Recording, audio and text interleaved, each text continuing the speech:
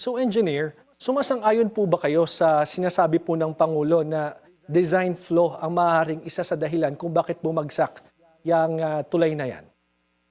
Yung mga ganong kasagutan dapat inaano ang pag mga ganyan merong bumagsak na tulay, dapat maihantulan natin yan sa meron nag-crash ng eroplano. Mhm. Kailangan magkaroon muna ng sa tulay forensic engineering investigation.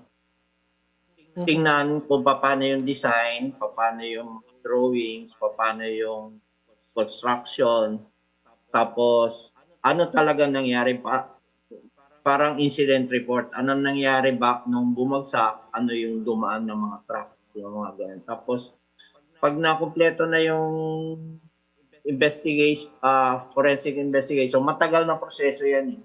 Mhm.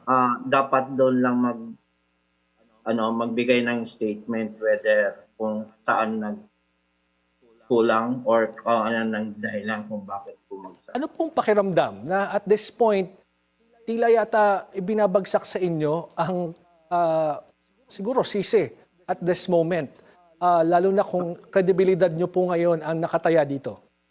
Mahirap sa something na I would rather stick doon sa mga